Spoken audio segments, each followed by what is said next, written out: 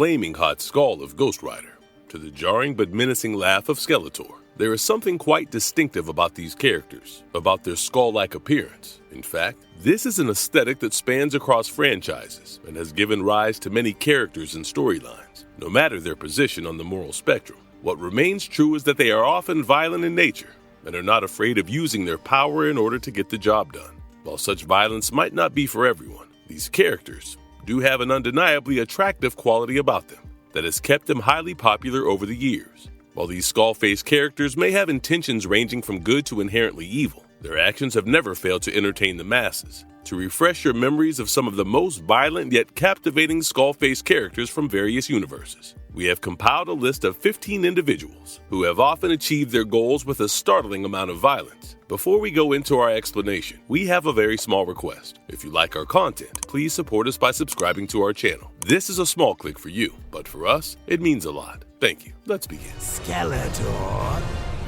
and Master of the Universe. Skeletor, Masters of the Universe. The dubious honor of being the main villain of Masters of the Universe falls on the head of Skeletor, who, unlike what his name suggests, is not completely a skeleton. In fact, apart from his face, the rest of his muscles and internal organs do seem to be completely functioning and give him the strength to face off against He-Man, aka Prince Adam. Having come from another dimension, Skeletor has been fighting against the forces of Eternia for a very long time. He hopes that he will be able to open yet another portal to the alternate dimension and bring his army into a fight against Eternia. Of course, the story gets more complex when it is hinted that before his dimension hopping, Skeletor may actually have been a man named Keldor, the older half-brother of King Randor of Eternia. Skeletor not only believes Randor to be responsible for his face becoming what it is today, but also resents the fact that, despite being older, he lost the throne of Eternia simply because his mother was from the Gar race. The complex dynamics of Eternia's royal family and Skeletor's grudge for having had his throne stolen from him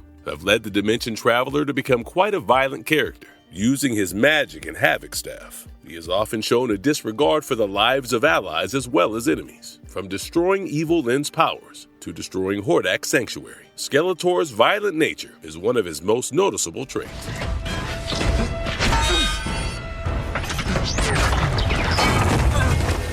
T-800, Terminator. While the name Terminator might often bring up the image of Arnold Schwarzenegger with a gun in hand and shooting down his opponents, fans of the Terminator franchise are well aware of the fact that this is nothing but a disguise. The original Terminator robots, the T-800, were made by Skynet in the future using something called hyperalloy. Before they are covered with living tissue to mimic humans, T-800s have a face that looks quite similar to a human skull, which likely helps them blend in better. As for just how these robots from the future work, Kyle Reese says it best in the very first Terminator movie. It can't be bargained with. It can't be reasoned with. It doesn't feel pity or remorse or fear, and it absolutely will not stop. Indeed, if there is one character you can trust to be in action all the time, it is this particular set of androids working against humans. Skull Knight, Berserk. With over 1,000 years under his belt, Skull Knight is a character full of mystery and attraction. True to his name, Skull Knight is quite a swordsman who has a sword full of thorns. With his weapon in hand, the warrior has brought down people many times his size, and even chopped up Zod's hand, to the astonishment of many. Skull Knight also has no hesitation when it comes to using violence when defending his cause. During the 5th eclipse, he attacked Void without any deliberation, allowing Guts and Casca to survive the whole ordeal. Despite his somewhat heroic actions and knowledge that make him a valuable ally, Skull Knight has never truly shared his motivations, which makes many in the Berserk universe wary of trusting him. He himself has only shown to care for a handful of individuals, though none more than Flora. Today is the day weapons learn to walk upright! Skullface, Metal Gear. The story of Skullface, or Billigana, within the Metal Gear universe is one full of intrigue, war, and violence. The XOF commander gained his skull-like appearance after being doused in hot oil, among many injuries he suffered as a child. Since then, he has become one of the most ruthless assassins in the world, having grown up in the region of Transylvania during the peak of the Second World War and the Cold War. Skullface saw his home being ruled by many different regimes. In the process, he had to let go of the language true to his roots, and this is not something that he has ever let go of. The horrors he suffered as a child led him to a path of vengeance, full of murder, gore, and spying, with his crowning achievement being the man behind the death of Joseph Stalin. Even as the commander of XOF and working for the CIA, Skullface's methods can hardly be termed peaceful. His creation of Parasite Unit, a group of parasite-enhanced super soldiers, is indicative of the measures that Skullface is more than willing to take if it means that his success is assured. Also known as a ghost without a past, Skullface's methods of interrogation and torture are not for the faint of heart. In Metal Gear Solid 5, Ground Zeroes, his actions against Chico and Paz included physical torture, mental pain, and even sexual situations that highlighted just how much horror he is capable of inflicting on others.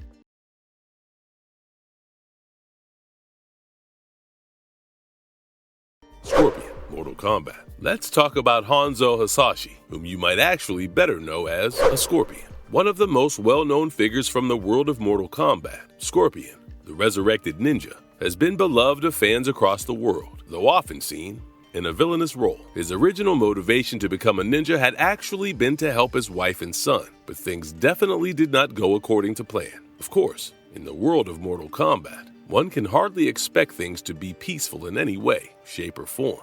From his jaw-dropping fatalities to his clever ninja techniques, there is hardly anything about Scorpion that does not scream danger. Intent on gaining vengeance for the genocide of his family, Scorpion has canonically killed Beyond, the Sub-Zero, and tortured Quan Chi because of the same, showcasing that he definitely does not have any hesitation when it comes to using violent methods to meet his goal.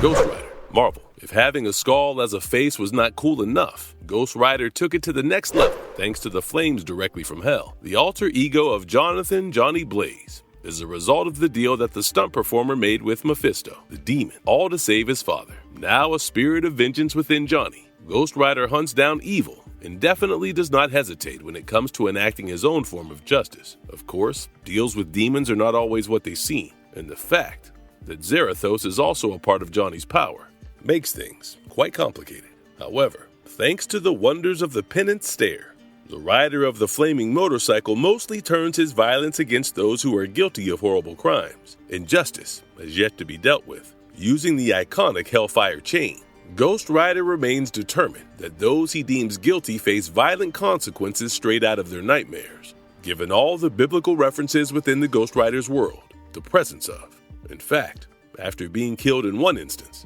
the man actually ended up becoming the king of hell, which just goes on to show that one must fight him at their own peril, or do no sin, and no harm shall befall you.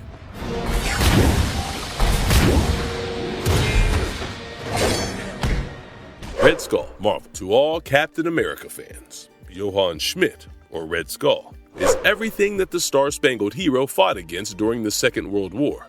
The Nazi soldier was someone mentored personally by Adolf Hitler and served as his right-hand man. In fact, Hitler himself gave Schmidt the mask that earned him his moniker of Red Skull.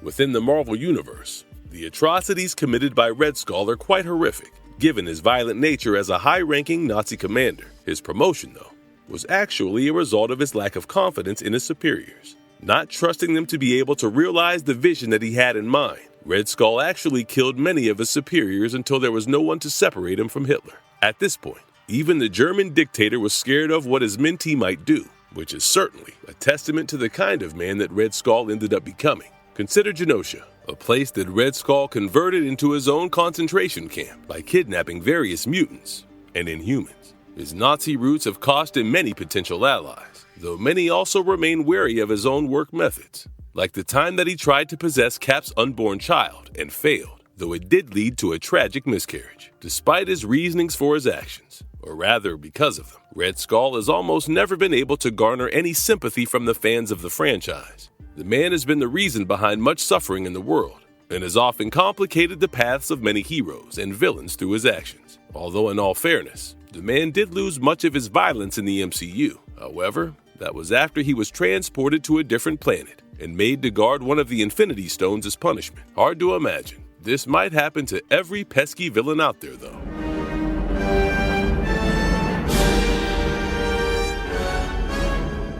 Horned King, Disney. Even though Disney's The Black Cauldron is not as popular as some of its other works, the presence of characters like the Horn King makes it quite a watch. The villain in question has a skeletal appearance with bony horns that likely led him to earn his name. Even at the start of the movie, it's well established that the Horn King is up to no good, given the ongoing war against his evil actions. Throughout the movie, the Horned Frog does everything possible to make the lives of Taran and his allies as difficult as possible. The antagonist's desire to have the Black Cauldron in order to raise the dead to fight for him highlights that not only is the evil monarch ambitious, but he is also determined to do anything to be considered equal to a god. His anger and plots often result in violent actions, even when he decides to kill Taran himself after losing his army of Cauldron Borns.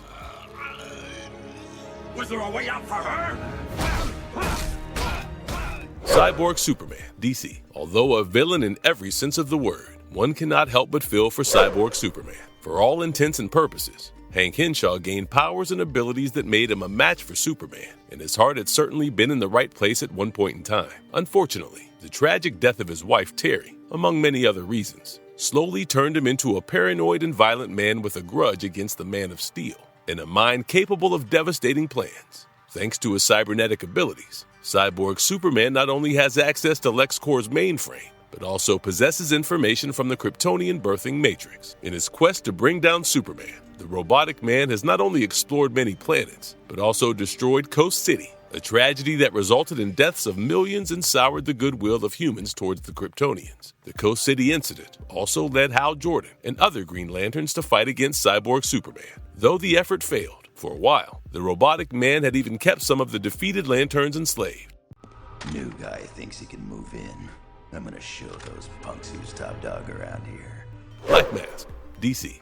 Having literally been dropped at birth in the hospital, Roman Sionis has certainly led a life that has interested many. He grew up in the same circles as Bruce Wayne, and then became the criminal known as Black Mask. He certainly has no goodwill towards either Bruce Wayne or Batman, depending on who he is standing in front of. Black Mask's violent nature has often been used in his desire to have as much money and wealth as possible. Having burned down his own home and his parents alongside it, he failed as a businessman and brought an end to Janus Cosmetics. Most of Black Mask's efforts, and that of the False Face Society, have been to fight against Wayne, going as far as to once again burn his home down and kidnap and interrogate Lucius Fox. That said, Black Mask's sadistic nature has also been turned towards Catwoman. Not only has he targeted her allies in the past, but he has also kidnapped her sister Maggie and brother-in-law Simon. He then killed Simon and tortured Maggie further in horrific ways. Overall, not really an enemy anyone would want in their lives.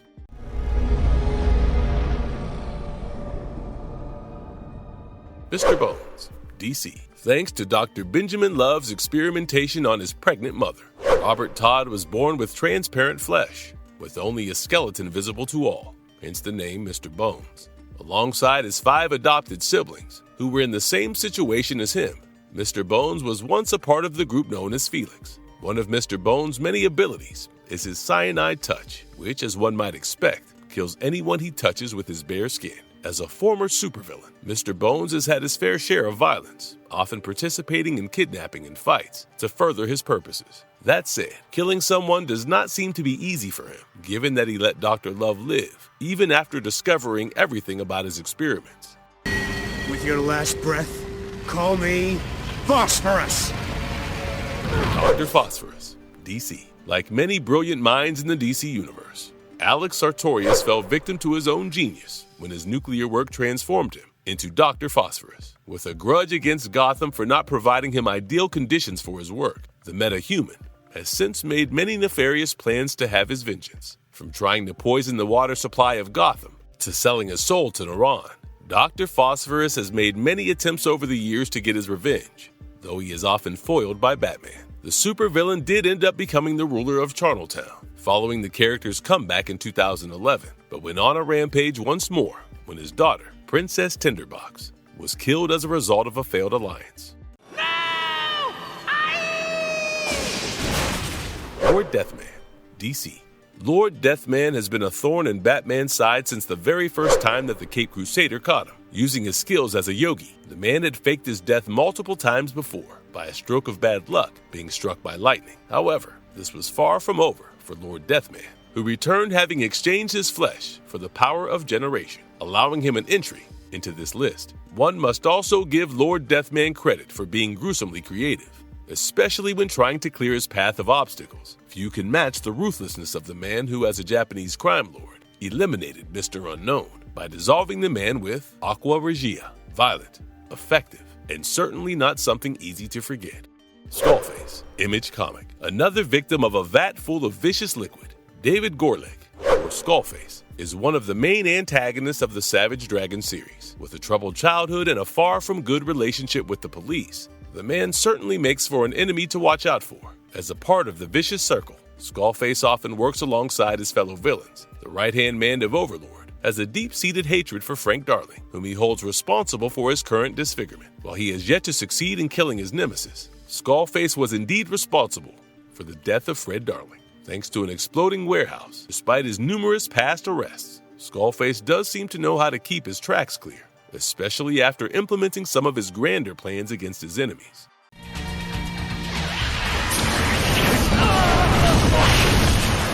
White, DC. Derek Powers is yet another DC villain who has a skull for a face and lives in Gotham. His nemesis, though, is not Bruce Wayne, but Terry McGinnis of Future's End. Blight had actually been working alongside Wayne Enterprises, all the while keeping his most nefarious plans secret, even from the original Batman. The result, though, was one unfortunate accident and the rise of a new villain in town. And Blight certainly does not have any issues when it comes to using any means possible to make his plan succeed, even if that means traveling back in time and maybe killing Terry even before the boy was born. With highly fatal radioactive energy at the tips of his fingers, Blight has certainly shown no hesitation in wreaking havoc whenever possible, and has Terry constantly on his toes in order to stop Blight's rampages.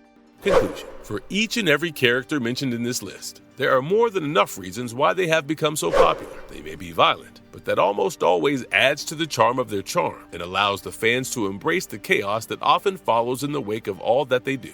While most of the characters mentioned are villainous in nature, not every one of them has nefarious intentions. They just seem to prefer using more physical language to make their point. And if you liked our content, don't forget to leave a like and subscribe to us if you haven't already. Have a good one and be safe. Thanks, everyone.